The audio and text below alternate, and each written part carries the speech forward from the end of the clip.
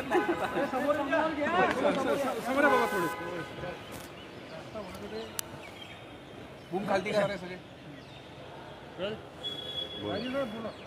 बाबा अजितदादांनी मध्यंतरी आमदारांची बैठक घेतली, काय नेमकी त्या बैठकीमध्ये कशा प्रकारचं कुठे आता मुंबईला बैठक नाही मला माहिती मी हजर नव्हतो मला माहिती. पक्षांतर्गत राष्ट्रवादीत काय चाललेलं आहे, कारण की सगळे आरोप सरकार आल्यानंतर सगळे राष्ट्रवादीवर होत आहे.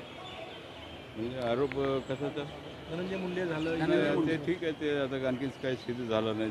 जोपर्यंत सिद्ध होतं नाही त्याच्याबद्दल प्रतिक्रिया देणं चुकीचं होईल. महत्त्वाचं म्हणजे आम्ही काय आलो दुसऱ्या कामाच्या निमित्ताने आम्ही इथे आलो आणि आमचं जे MD आले आपलं प्रभाकर ते म्हणजे महत्त्वाचं म्हणजे तिथे जे आता हिअरिंग होतं आपला तुझ्याकडचा तिथे की आपल्याला अधिकचा अधिक माल काढला पाहिजे या दृष्टिकोनातून 25 मेट्रिक टन आपण काढणार आहोत. म्हणजे लोकांच्या दृष्टिकोनातून हा फार महत्त्वाचा प्रोजेक्ट आपण आज ते हिअरिंग झालेलं आहे. दावोसमध्ये गडचिरोलीसाठी जवळपास 3000 कोटींचे करार झाले.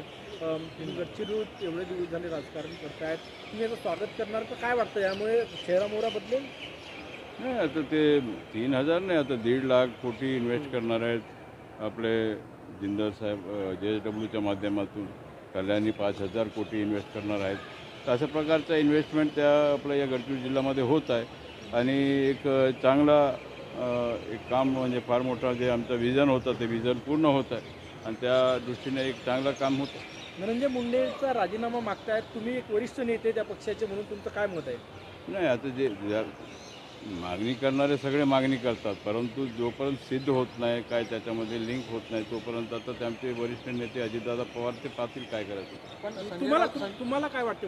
मला काय वाटायचा प्रश्नच नाही. ते निर्णय घेणारे ते अधिकारी आहेत, ते त्यांच्याकडे अधिकार आहे, ते निर्णय घेतील. संजय राऊतांनी मोठा दावा केला आहे की धनंजय मुंडे प्रकरणामध्ये कोणताच निर्णय जे आहे ते शेवटपर्यंत होणार नाही असा दावा त्यांनी केला. नाही असं ते म्हणत असतील, त्यांचं ते मत आपलं व्यक्त करत असतील, परंतु निर्णय दादा जे काय असेल ते योग्य निर्णय घेतील. स्थानिक स्वराज्य संस्थांच्या निवडणुका आहे, राष्ट्रवादी पक्षाची कशी तयारी काय सांगणार?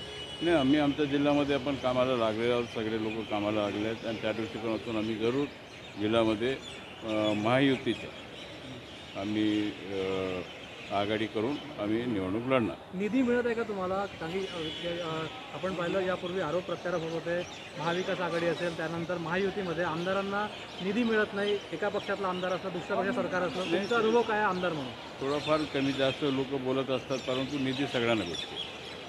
तुम्हाला मिळत आहे गडचिरोलीला? मिळणारच ना. गडचिरोली का आता आम्ही सगळं पैसे इतका उभा करत आहोत तर गडचिरोली कसं नाही मिळणार.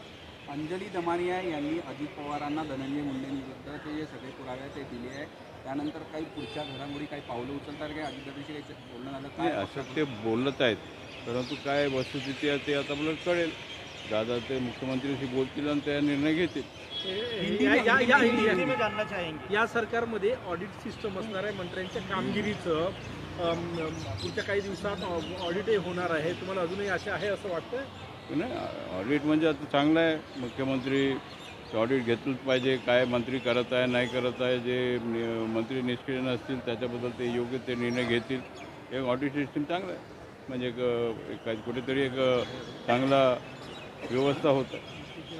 नवीन लोकांना संधी मिळेल का या ऑडिट नंतर असं वाटतंय? ते नवीन लोक wait and watch 2.5 years. Hindi में हाँ बोलिए. हिंदी में जानते हैं अंजलि दमानिया ने अजित पवार जी को ये सबूत दिए हैं धनंजय मुंडे के खिलाफ. पार्टी की तरफ से कुछ स्टेप उठाए जाने वाले?